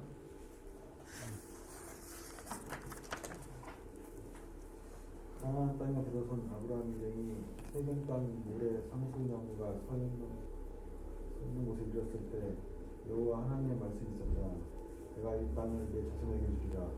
이렇게 세겜 땅은 아브라함의 자손이 주인이 되어 차지할 땅임을 밝히셨다. 자손이 그 땅을 차지하려면 아브라함은 그 땅에 머물러야 했었고 그곳에서 하나님의 말씀을 따라 행해야 했다. 그러나 아브라함이 그곳에 제단을 쌓고 제물 드리는 예배 행위는 행했지만 그곳에 머무르질 않았다. 제단을 따라 그는 베델 동편 산으로 옮겨 장막을 치고 그곳에서 여호와를 위하여 단을 쌓고 여호와의 이름을 부르더니 라고 기록된 것과 같이 아브라함은 세겜에 쌓은 첫 번째 제단을 던지고 자리를 옮겨 베델의 동편에 있는 산까지 갔다. 아브라함이 첫 땅을 쌓은 세겜 땅은 그가 하나님께 온전히 의탁하는 삶이 시작되어야 하는 땅이었다. 아브라함은 가나안에 도착할 때까지 하나님의 뜻을 쫓아 순종하였으나 가나안에 도착한 후에 자신의 생각에 따라 여기저기 전전하여 살았다. 그가 선택한 베델과 아이 사이의 땅은 후에 애굽에서의 치욕적인 경험을 한 후 돌아와 같이 장막을 짓고 쉬며 그곳에서 서로가 분열하여 헤어지게 된다. 아브라함이 하나님의 말씀에 순종하여 세겜 땅에 머물고 하나님의 뜻대로 삶을 살았다면 자신과 후손과 후적들에게 치욕과 고난의 삶을 주지 않았을 것이요 가나안 땅을 축복의 땅으로 바꿔 놓았을 것이다. 가나안 땅은 그 자체가 축복의 땅이 아니라 하나님의 말씀을 가진 하나님의 사람에게만 축복의 땅인 것이다. 자, 예배를 드렸다고 하는 것은 감사 행위고 그 하나님께 주신 말씀에 대한 신뢰를 가리키는 거예요. 그럼 신뢰한 그 은혜를 받으면은 그 다음은 어떻게 해야 돼요? 그 신뢰를 지켜야 돼요. 그 땅을. 말하자면 이런 거예요. 우리가 은혜를 받게 되면 그 은혜를 받은 것을 여러분이 10년 가운데서 감사하며 지켜가면 하나님이 그 다음 은혜를 주세요. 그 다음에 은혜를 주시는 거예요. 근데 여기를 떠나고 마음대로 자기가 원하는 방식대로 움직이고 이렇게 살아가면 그것은 이제 말씀의 신뢰가 깨어지는 부분이 되는 거예요. 그러니까 많은 사람들이 성경을 읽고 깨달으면 깨달은 것을 금방 알아. 근데 그 자리를 잘 안 지켜. 그래서 너희에게 뭐라고 그래요? 무릇 지키려는 모든 것보다 네 마음을 지키라. 생명이 이에서 남이니라. 그러니까 우리가 말씀을 지켰으면 말씀에 주는 은혜를 받은 사람은 그걸 지켜가야 되는 거예요. 그걸 지켜가야 되는 거예요. 그냥 많은 분들은 신앙을 이렇게 생활해서 말씀 은혜가 됐다 그러는데 그걸 지키기 위해서 목숨 걸지 않아. 참 생명을 바쳐야 될 가치를 못 발견하는 것 같아요. 지금 아브라함도 분명히 말씀드리지만 신앙이 자랐거나 커서 지금 간 게 아니고 말씀에 따라서 그냥 순종해 가는 것처럼 간 거예요. 그렇기 때문에 그가 신앙이 큰 것도 아니지만 그럼 하나님 주신 것에 대해서 아브라함의 마음이 딱 중심이 서 있다면 아브라함은 그렇게 자기가 원하는 방식대로 옮겨서 이리로 가고 저리로 가고 막 그렇게 하지 않고 하나님께 어떻게 갈 것인가를 여쭈었을 거예요. 그 다음은 어떻게 해야 됩니까? 라고. 그런데 인간적으로 찾는 거예요, 아브라함은. 이리로 가고 저리로 가고. 인간적으로 찾는 거죠. 그러니까 혼선이 오고 나중에 이제 아내가 문제가 생기잖아요.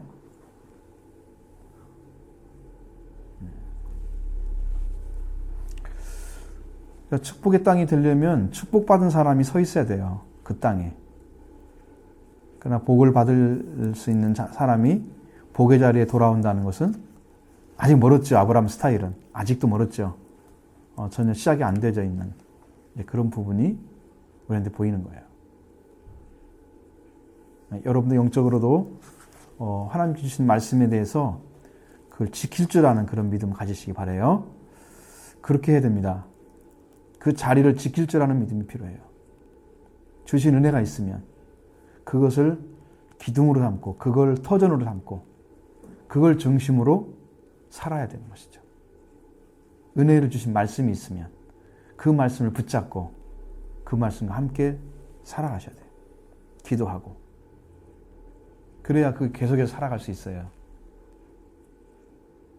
그리고 하나님께서 다른 길을 열어주십니다.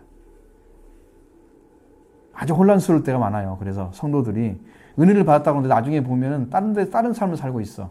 뭘 받았다는 게 도대체? 사실 은혜를 받았다는 것은요, 예수 그리스도 자신이 은혜예요. 예수님이 은혜거든요. 그러니까 예수님을 주인으로 해서 살아가는 사람, 그래서 자리가 교환되고 하나님의 자녀의 자리에 돌아오는 그 자체가 은혜예요. 그냥 우리가 감정적으로 좀 느끼고 영적으로 조금 채워졌다고 그래서 그걸 은혜의 감정을 은혜 받았다는 말로 표현을 하잖아요. 그건 성경이 말하는 은혜는 아니에요. 은혜스러운 거죠. 은혜를 받은 것은 아니에요. 그 은혜를 이런 것이라고 맛을 본 거예요. 그것이 은혜 것은 아니란 말이죠. 그러니까 여러분 그런 은혜를 받게 되면 여러분 자리를 찾고 그 자리에 서주시기 바랍니다. 그게 믿음의 자리예요. 자, 그 다음 보겠습니다. 10절 아시죠? 10절 그 땅에 기근이 들었으므로 아브라함이 애굽을 거류하려고 그리로 내려갔으니 이는 그 땅에 기근이 심하였음이라.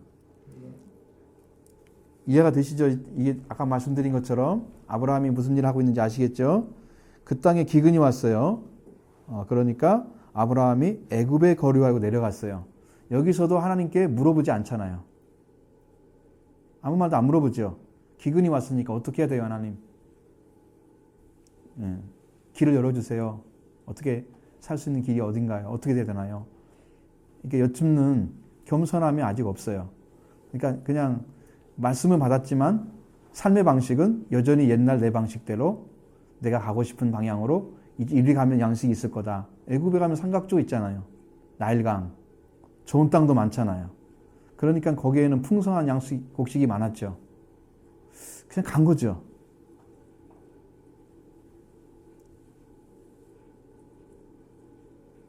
이런 모습들이 아브라함에게 보이는 거예요. 땅에 기근이 심한 곳은 당연히 먹을 걸 찾으러 가게 돼 있죠. 이건 보통 사람도 다 할 수 있는 거 아닙니까? 그죠? 그러니까 우리는 믿음이 약하면 보통 사람과 똑같아진다는 것을 보여주는 거예요. 믿음이 약한 상태에서 말씀은 받았지만 믿음이 약한 상태에 있고 그 하나님 관계가 온전치 않으면 인간적인 방식을 찾아간다는 거예요. 삶이. 그렇다고 하나님 안 믿는다고 할 수는 없잖아요. 실수한다고 그래서. 그죠? 당신 뭐 잘못해서 얘기는 할 수 있겠지만 당신 하나님 믿진 않고 있어. 이렇게 말 못하죠. 자, 한번 보시죠. 세겜에서 가나안 땅에서의 첫 번째 단을 쌓으러 아브라함은 그곳에 머물러 하나님의 뜻을 따라 사는 삶을 시작해야 했다. 분명히 하나님께서는 내가 이 땅을 내 자손에게 주리라 하셨으니 세겜을 자손에게 남겨줄 터전으로 삼아야 했었다. 그러나 아브라함은 자신을 제단에 드리는 삶을 살지 않고 남쪽으로 내려갔으며 기어이 애굽 땅에까지 이르렀다. 그는 점점 남방으로 옮겨가게 된 것은 하나님이 허락하신 땅에 정착하지 않고 스스로 살 땅을 정하려 했기 때문이다. 그 땅에서 죽으라 하시면 죽고 살라 하시면 사는 순종하는 삶을 사는 사람은 결코 자연과 환경적 조건에 따라서 방황하는 삶을 살지 않고 하나님의 말씀을 따라 살기 때문에 하나님이 허락하신 땅을 지키는 것을 삶의 목적으로 삼는다. 아브라함이 하나님께서 허락하신 땅 첫 번째 제단을 쌓은 자리에서 하나님의 뜻을 따라 살아갔더라면 그 땅에 기근이 오든 환난이 오든 하나님의 허락 없이는 움직이지 않았을 것이다. 그러나 아브라함은 하나님의 뜻을 무시하고 자신의 판단을 가지고 거처를 옮겼으며 기어이 절대로 의지해서는 안 될 애굽 땅을 의지해서 그 땅으로 들어갔다. 네. 그러니까 이게 약속의 땅을 주셨으면 약속의 땅을 중심으로 해서 떠나면 안 되죠. 떠나면 안 되죠. 그리고 하나님께 제단을 쌓았던 세겜 땅, 거기를 떠나면 안 되겠죠. 떠나면 안 됩니다. 그러니까 말씀이라는 건 그런 거예요. 그 대신 여러분에게 이제 분명하게 이렇게 갈라서 말씀드린 이유는 믿음이 있느냐 없느냐는 것은 하나님이 약속한 말씀은 신뢰하느냐 안 하느냐 이런 것들이 결정되는 거예요. 하나님을 신뢰하고 하나님 말씀을 신뢰하면 믿음이 있는 거예요. 그러면 말씀에 순종하겠죠. 여러분 뭐 신뢰하지 않는 걸 가지고 억지로 여기 살아세요, 여기 가세요. 그거 돼요, 안 돼요? 하고 싶어요, 안 하고 싶어요? 여러분 마음에서 일어나야 하고 싶죠. 근데 억지로 시키면 잘 돼요, 안 돼요? 순종하는 흉내는 낼지 모르지만 안 되잖아요. 근데 아브라함이 그런 믿음이 있었다 없었다? 없었다는 거예요. 하나님에 대한 신뢰나 그 신뢰가 말씀에 대한 신뢰나 이것이 매우 약했기 때문에 그 환경에 따라서 환경의 지배를 받고 환경이 이렇게 기근으로 바뀌니까 애굽 땅으로 내려가는 그런 일을 하나님께 묻지도 않고 가는 거예요. 그러니까 하나님 주신 땅을 지키려고 하지 않고 자기가 지금 환경에 의해서 지금 배고픈 그 지역에서 풍성하게 넘치는 지역으로 가고자 하는 거예요. 그게 인간의 목적이라는 거죠. 믿음이 약하면 환경의 지배를 받는다는 거예요. 믿음이 약하면. 그러니까 믿음이 얼마나 중요한지 아시겠죠? 믿음이 시작이라니까요, 여러분. 신앙의 시작. 바울이 얼마나 믿음을 강조했는지를 여러분은 성경을 통해서 뼈저리게 느끼셔야 돼. 그래야 진짜 믿음을 갖고자 말씀을 구하고 찾고 하나님 만나기를 원하고 이런 정말 구하는 것이 생기는 거예요. 구하기를 바라고요. 그래야 만났을 때 여러분의 생명이 충만해집니다. 여러분 마음속에 예수님이 계시면 생명이 있는 거예요. 마음에 예수님이 안 계시면 생명이 없는 거예요. 예수님은 아버지의 생명을 가지고 오셨기 때문에 이 땅에 여러분 마음에 예수님이 계시면 여러분 생명이 있습니다. 생명이 있는 사람은 살아있는 신앙이기 때문에 해마다 달라져요. 영적으로. 변화가 와요. 분명히 달라져요. 제가 작년, 재작년 힘든 삶을 살았는데 그래도 영적으로는 달라졌더라고요. 변화가 왔어요. 전에 했던 설교를 읽어봤는데 이런 설교를 어떻게 했지? 이렇게 되는 거예요. 이게 말씀이 아닌데. 내 마음에도 안 부딪혀. 근데 나는 확신을 가지고 전했단 말이에요. 그 당시에는. 예? 성장을 하면 영적인 부분이 어떻게 되는 거예요? 하나님과 더 가까이 가는 거죠. 하나님께 가까이 가는 거죠. 더 가까이 가면 더 밝아진다는 의미예요. 하나님에 대해서 더 깊이 알아지는 거예요. 성장을 하면 하나님이 자녀이기 때문에 영적으로 성장하면 하나님과 더 가까워지는 걸 말하는 거예요. 그래서 하나님 보여야 되겠죠. 그러나 아브라함은 그런 신앙이 없는 거예요. 하나님께 가까이 가는 게 아니고 자기에게 밥을 먹일 곳으로 가까이 가는 거예요. 어? 그 문제 해결하기 위해서. 차이가 분명하죠. 여러분의 신앙이 지금 어떤 걸 선택해서 가고 있는가를 한번 찾아보십시오. 우리는 이 신앙을 가지고 성경이 이랬더라 이걸 가르쳐 주려고 여기 말씀 공부하는 거 아니에요. 나의 신앙이 어떤가를 봐야 돼요. 그래서 BS3 그게 필요한 거예요. 생활을 위한 성경 공부죠. 생활을 위해서.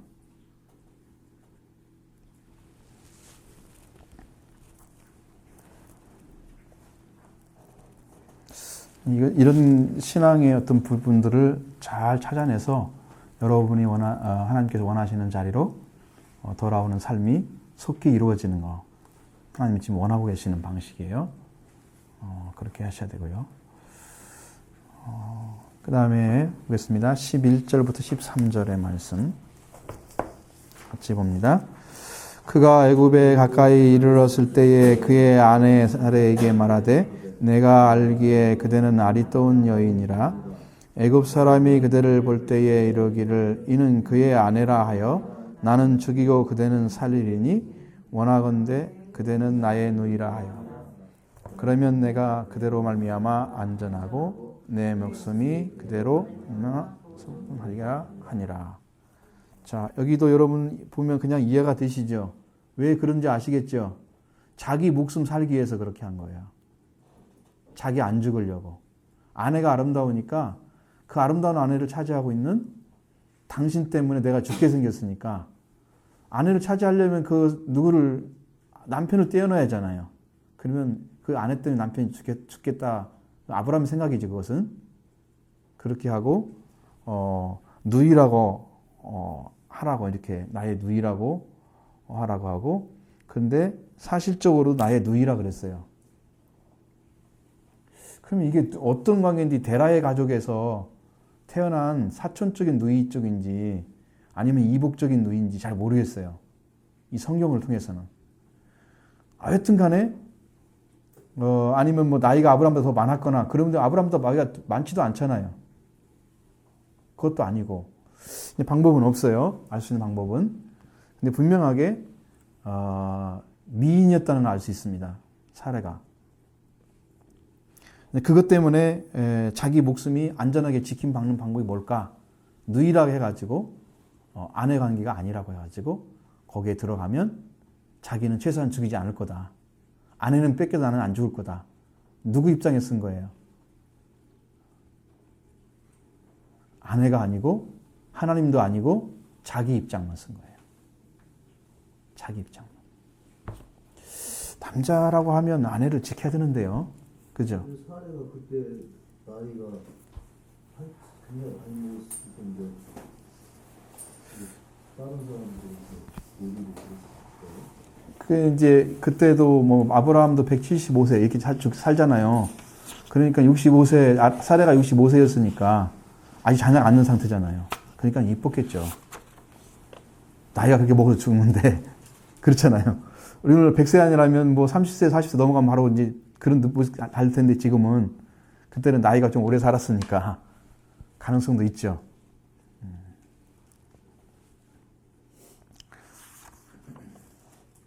우리 청집사님 같이 보시면. 가정은 주인이 되는 가장이 거룩한 자리에 있을 때 그 가족도 거룩한 자리에 있을 수 있으며 거룩한 삶을 살 수 있다. 그러나 가장이 천해지면 가족도 천해지며 그 가정은 질서를 상실한다. 아브라함은 하나님의 뜻을 따라 살지 못하고 아내를 이끌고 애굽 땅까지 내려오게 되었다. 하나님께서 원치 않으신 삶을 사는 아브라함은 무능하고 비겁한 남편으로 타락했다. 그래서 애굽에 들어간 후 애굽 사람들이 두려워서 아내를 누이 동생이라 했다. 아브라함의 가정에는 남편과 아내의 질서가 무너지고 말았다. 아브라함은 자신의 생명을 다해 아내를 지켜야 하는 남편의 의무를 포기하고 아내의 등 뒤에 숨어서 자신의 생명을 보존하려는 비겁자, 무능한 자가 되었다. 자기 스스로 살 길을 찾으려고 한 불신의 결과로 아브라함의 가정은 가장 비참한 삶을 살아야 하는 자리까지 타락했다. 타락한 자는 자신이 저지르고 있는 치욕적인 행위를 부끄러워하지 않는다. 가장의 사명은 가족에게 거룩한 삶을 살게 하는 데 있다. 잘 먹고 잘 입는 물질적 삶은 타인도 해줄 수 있다. 그러나 그 가족으로 하여금 가장 고귀한 삶을 살게 할 수 있는 것은 가장밖에 없다. 가장이 고귀하게 되면 당연히 가족도 고귀한 자가 될 수 있으며 가장이 천해지면 가족도 천해지는 것은 당연한 일인 것이다. 가장은 절대적인 자리를 지켜야 한다. 그 자리는 하나님의 말씀에만 있는 자리요 말씀에 순종하는 자만이 설 수 있는 자리다. 이제 이 가장이란 말을 가서 쓰잖아요. 이게 어떤 가부장적 그런 의식이 아니고요. 성경이 아담을 통해서 복을 주시잖아요. 하나님께서 처음에 시작할 때, 그죠? 아담에게 복을 주시고 말씀하시고 이제 그런 의미를 생각하시고 그를 통해서 일을 하시죠. 그런 의미인데 여기에서 가장을 얘기하는 것은 이제 아브라함을 얘기하는 거잖아요. 사라에게 말씀하지 않고 아브라함을 불렀잖아요. 하나님께서. 그러니까 아브라함이 말씀의 자리에 서서 말씀으로 가정을 지켜야 될 책임이 그에게 있는 거예요.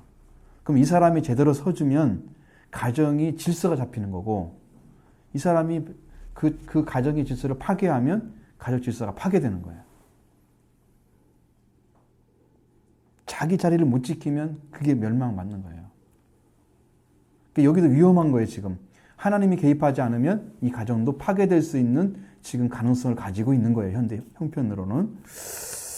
그랬을 때 아브라함이 하나님의 말씀을 따라서 아내를 지키는 자리에 서야 되는데 애굽 사람들이 두려워서 누이 동생이라 하고 그렇게 하는 바람에 아내와 남편이 아니라 남매가 된 거예요, 갑자기. 예? 부부가. 질서 깨졌죠? 깨졌습니다. 하나님이 세우신 자리가 아니잖아요.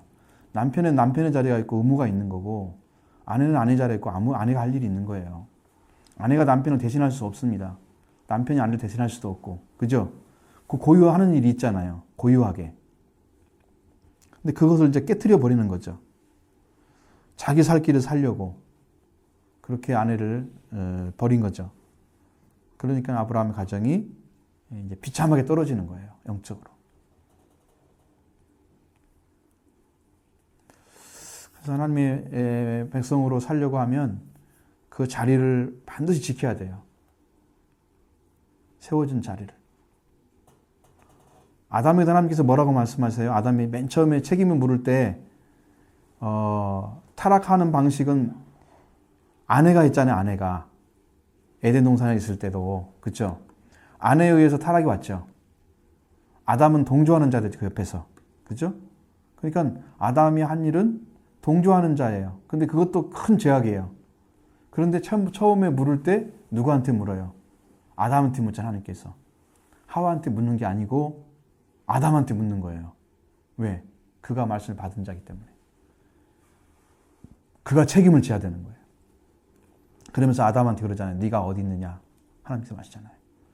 자기 자리를 떠난 자는 타락한 자예요. 자기 자리에 하나님 세운 자리에 세워진 사람은 이것은 정상적인 하나님과 관계 안에서 사는 생명 있는 자의 삶의 모습이에요. 많은 분들이 혼란스러워해요. 영적으로. 지금처럼 막 가정이 깨어지고 복잡한 사회가 되면 아마 이런 말씀도 못 전할 거예요. 어제 하는 사람들 타격이 있고, 뭐 가정 문제 얘기하면 가정에 대한 어떤 공격을 하는 것처럼 그렇게 느낄 수도 있잖아요. 성경을 가르치는데도 한계가 오게 되는 거예요. 성경대로 말씀 못할 때가 오게 되죠. 이런 부분을 여러분 잘 보시면 이 문제가 어디서 왔는가를 잘 아셔야 되고요.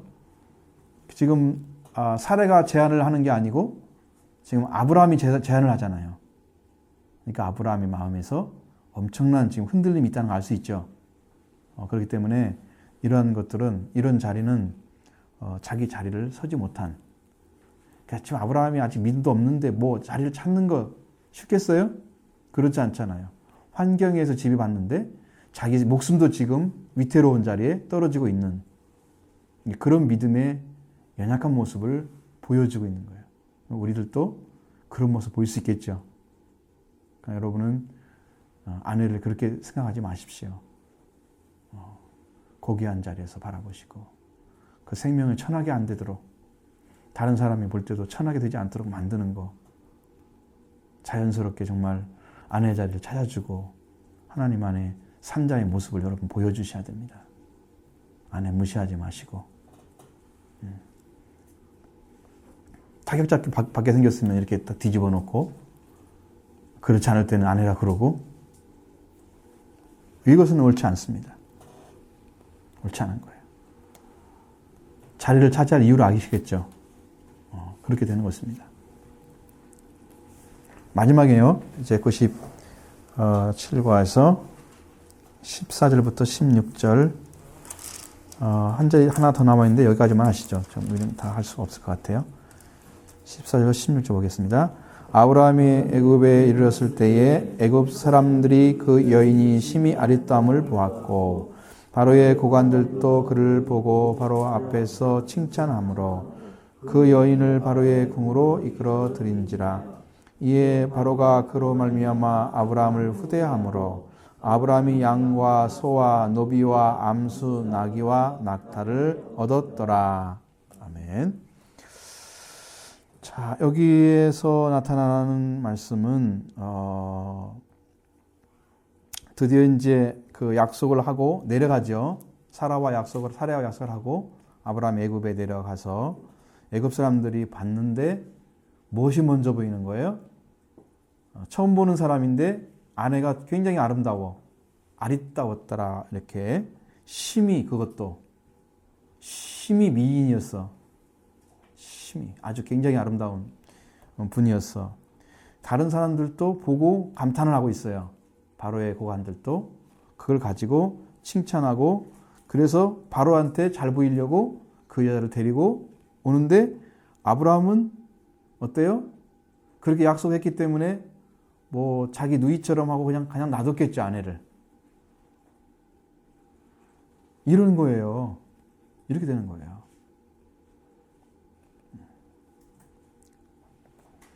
바로가 그로 말미암아 아브라함을 후대했다 그랬어요. 확에 대접해 준 거죠. 굉장히 아브라함은 대접을 받았기 때문에 좋을지도 모르지만 실제는 그렇지 않습니다. 만약에 이걸로 좋아했다고 하면 아브라함은 정말로 아무것도 아닌, 양심도 없고 신앙도 없는 파렴치한 사람이 되는 거예요. 근데 그 아내를 그렇게 속여서 이제 바로의 궁에 들어가니까 아브라함이 후대를 해서 준 것들이 얼마나 많아요. 양과 소, 노비, 암수, 나귀와 낙타를 얻었더라. 그것 때문에 재산을 막 불려주는 거예요. 이건 상으로 준 거잖아요. 응? 상으로 준 거죠. 자기 누이를 이렇게 바로한테 바쳤기 때문에 바로가 그걸 기뻐해서 상으로 받은 거죠. 이런 모습을 통해서 아브라함의 모습이 어떤 것인가 알겠죠. 그 본질이. 근데 여기서 이제 사람들은 그럴지라도 그 물질을 얻었잖아 이렇게 생각하는 사람도 있을 수가 있는데 그것은 정말 치욕적인 거예요. 그 무엇을 주어도 아내를 바꾸면 안 돼요. 아내의 자리를 바꾸면 안 돼요. 남편과 아내. 그걸 부부가 아닌 누이로 바꾸면 안 돼요. 그건 생명의 자리를 떠나는 거예요. 큰 잘못입니다. 아주 책임을 잃어버리는.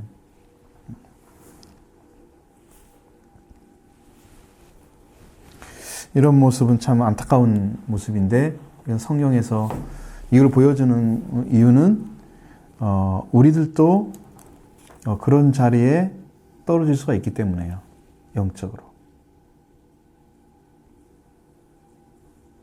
물질과 타협에 들어왔을 때 여러분이 영적인 자리를 내려놓고 물질을 선택할 수 있는 그런 사람 될 수도 있잖아요. 먼저 시작한 건 아니잖아요. 그게 받으려고. 물질을 먼저 받으려고 아브라함이 그렇게 한 것은 아니지만 결과적으로 이렇게 되는 거예요. 그게 하나님께서 이렇게 말씀하시죠. 요셉이 한 것처럼 악을 선으로 바꾸사. 악을 선으로 바꿔서 하나님 나를 이렇게 살려줬다. 그런 의미가 될 수 있는 거죠. 그런데 선도 아니에요. 이것은요. 물질 받았잖아요. 하나님은 요셉을 높여서 거기 이제 총리 대신 삼고 자기 가족들을 불러들여서 이렇게 살게 만드는 그런 일을 해서 선으로 바꾼 거지 물질을 얻었기 때문에 선으로 바꾼 건 아니란 말이에요. 그죠? 전혀 다르죠? 근데 이제 설명하자면 그렇게밖에 뭐 하겠어요, 이거세요. 더 이상 말씀은 하나님께서 주시지 않는데 우리 이것을 잘 보고 어떤 신앙이 필요한가 같이 보겠습니다. 사례의 아름다움은 곧 애굽 사람들의 눈을 끌었다. 하나님을 떠난 땅에서는 아름다운 것, 좋은 것도 화를 불러들이는 것이 되어 사례는 애굽 왕의 곁으로 끌려갔다. 사례의 아름다움은 하나님께서 계신 땅에서는 축복이며 영광이었지만 하나님을 떠난 애굽 땅에서는 탐욕, 탐심과 약탈의 대상이 되는 중요한 것이 되지 않았다. 하나님께서는 아브라함이 하나님을 떠날 때 약속하셨다. 창세기 12장 1에서 3절의 말씀을 통하여 아브라함은 모든 사람을 축복하는 삶을 살아야 하는 의무가 있음을 알 수 있다.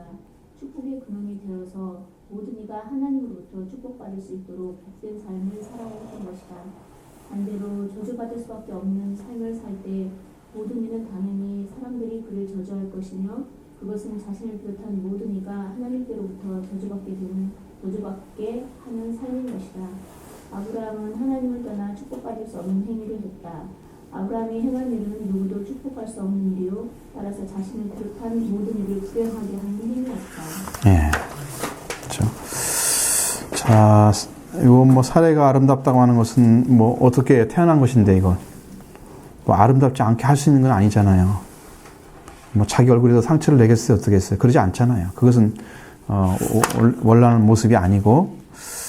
근데 하나님 앞에 아브라함이 이제 가나안 땅에 들어서 하나님 주신 땅에서 서 있기만 하면 애굽 사람들의 이런 탐심을 불러일으키는 그런 화해 도구로 사용되지 않잖아요. 자기 자리를 떠나게 되면 아름다운 것도 화가 되는 거죠. 자기 자리를 떠나게 되면. 그 다른 사람들은 뭐 그것이 더 중요하게 여길 수도 있잖아요. 애굽은 뭐 농사가 없는 것도 아니고 쌀이 없는 것도 아니고 밀가루가 없는 것도 아니고 뭐 그렇잖아요. 먹고 살 수 있는 건 충분하니까 그들에게는 그런 것이 무슨 뭐 중요하지 않잖아요. 나라는 잘 돌아가고 있고. 그러니까 거기서는 아름다움, 탐심이 가질 수 있는 거죠. 여러분 먹고 살기 힘든 세상에는요. 범죄가 훨씬 적어요. 먹고 사는 것 때문에 지금 다른 걸 돌아볼 수 있는 여건이 안 되는 거예요. 풍성해지니까 다른 걸 돌아보면서 범죄를 더 많이 하는 거예요. 물질이 많으면. 여유로워지면서 사람들의 죄성이 서로 죄성이 맞아떨어져서 범죄를 할 수 있게 만들어지는 환경이 조성되는 거죠. 이건 이제 온성과 같은 거예요.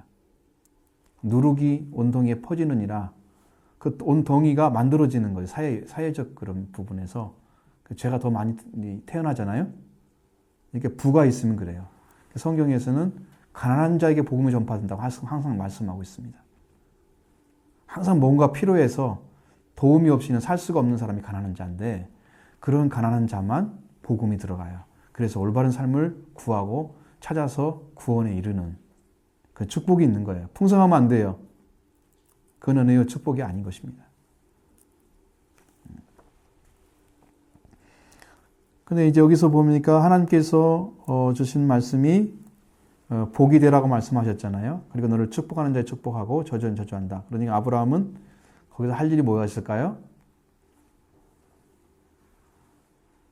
아브라함 스스로도 복을 줘야 되겠죠. 자, 우리는 아브라함을 축복합니다. 아브라함이 하나님을 찬양합니다. 이렇게 할 수 있습니다. 그래서 복을 나누고 복을 주는 자가 돼야 되겠죠. 아브라함은 약속을 받았잖아요. 그렇기 때문에 축복을 줘야 될 삶을 살아야 할 의무가 주어져 있는 거. 그렇게 성별된 의식과 삶을 가질 수 있는 정도의 믿음이 아브라함에게 없었다는 것을 보여주는 거예요. 자기를 챙겨서 하나님만이 기쁘게 해드리고 그리고 다른 사람들이 복을 받는 자리에 세우는 일을 아브라함이 할 수 있는 능력이 아직 없는 거죠. 연약한 부분이 너무 많이 보이고 있죠. 그렇습니다. 그래서 아브라함이 축복된 삶을 주면 그것에 축복이 임하지만 아브라함이 축복의 삶을 안 살면 그것에 재앙이 임하는 거예요. 그래서 하나님께서도 뭘 내렸어요? 바로의 집에? 그 다음 주에 읽어보면 재앙이 임하여 왔죠. 그래서 재앙이 되는 거예요. 그 집이. 그러니까 우리가 거룩한 삶을 안 살아주면 우리를 통해서 구원받아야 할 사람, 복받아야 할 사람들이 재앙을 받게 되는 그런 혼돈을 갖다 주는 거예요. 예수를 믿으라고 하니까 예수 때문에 믿는 것 때문에 저주가 됐어. 그렇게 된다면 기독교인들이 축복을 주는 사람이 못 되는 거예요. 우리는 베드로전서인 것처럼 너희는 복을 위하여 부름 받았다 그랬어요. 복을 주기 위해서 다른 사람에게. 너는 복을 주기 위해서 부름 받은 자다. 그러니까 복의 자리에 서야 되겠죠. 성경에 있는 약속이나 아브라함이 간 약속이나 같은 거예요. 그런데 우리가 이제 들어가는 약속은 좀 다르긴 하지만 이제 아브라함의 복도 우리에게 필요합니다. 반드시 있어야 돼요. 그러니까 저주받게 하는 일은 아브라함이 올바른 삶을 못 살아줄 때, 부부가 아니고 남매로 바뀌었을 때, 자리가 바뀌어졌을 때 저주가 되는 거예요. 부부자를 찾고 하나님 주신 자를 떠나지 않고 이게 약속의 땅이라고 말씀하신 그걸 지켜갔으면은 아브라함은 축복의 사람으로 있을 것입니다. 그대로. 남방으로 안 내려가고 애굽에 안 내려가고 환경에 지배 안 받고 하나님의 도우심을 구했더라면 참 네 자손을 주겠다 약속하신 그 하나님이 또 말씀해 주지 않았을까요? 어디로 가라든가 엘리야지 까마귀가 밥을 갖다 준 것처럼 하나님의 도우심의 손길이 있을 것이고 어떤 길도 선택해 줄지도 모르죠. 그것을 잃어버렸습니다. 그 하나님을 신뢰하는 일을 잃어버렸습니다. 그 결과가 바로의 집에 재앙이 내리는 결과가 된 거예요. 축복에 줘야 할 사람이 저주가 되면 안 되겠죠. 근데 성경을 그 반대로 보면 아브라함의 선택하신 목적을 세상에 복을 주기 위해서잖아요.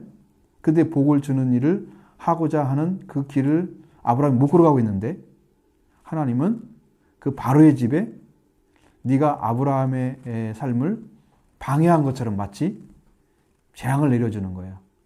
그 반대면으로 보면. 그러면 하나님은 누굴 지키고 있다는 거예요? 아브라함을 지키고 있다는 거죠. 양면을 다 보셔야 돼요. 양면을 다 보셔야 됩니다. 무슨 말인지 아시겠죠? 성경은 양면을 다 볼 줄 알아야 돼요. 그래야 신앙이 올바로 될 수 있는 거예요. 하나님은 그럴지라도 누구 편에 계시는 거예요? 실수하는 아브라함 편에 서 계셔서 그것을 복의 방법으로 바꿔주시는 그게 은혜의 방식이라는 거죠.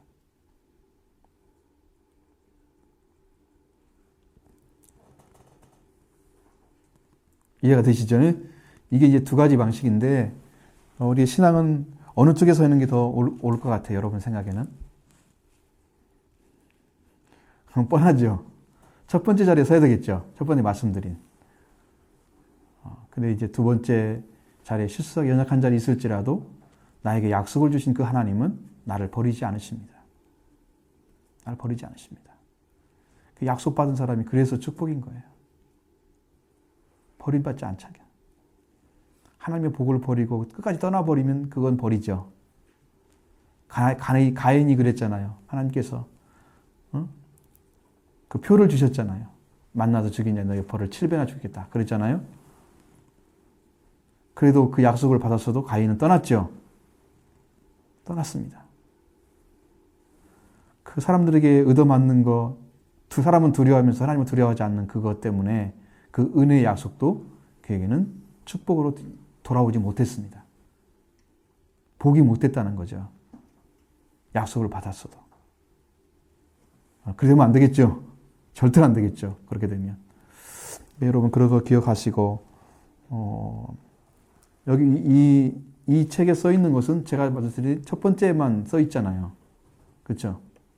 그럼 여러분 하나님은 지금 아브라함을 선택해서 두 번째 방법으로 지금 일하고 계시는 거예요. 두 번째 방법 일하시는데 여기는 첫 번째만 좀 써 있습니다. 그러니까 여러분 이해가 잘 안 되죠. 왜 이렇게 이분은 한쪽에서 탁 서가지고 그쪽의 방향으로 바뀌어가는지를 여러분 잘 이해를 못하시죠. 그렇습니다. 그러니까 여러분의 방식은 그렇지 않다는 거. 하나님은 약속을 받은 자에게는 지키신다는 걸 꼭 기억하시고 여러분도 약속의 후손으로 들어가십시오. 믿음으로. 약속받는 방법 나왔죠. 갈라디아 3장에서 말씀드렸어요. 그거 다시 한번 읽어보시고 여러분도 그 산으로 들어가십시오. 그러면 여러분 똑같은 복을 받게 될 것입니다.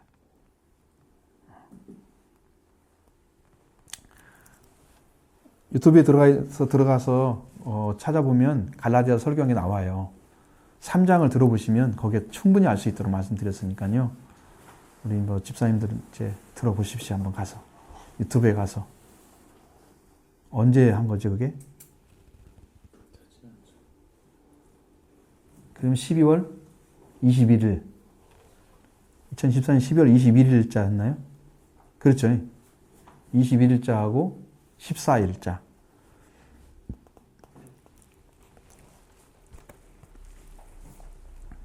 보셔서 좀 들어보시면 좋겠어요. 그게 어떻게 아브라함 복으로 들어가는 건지.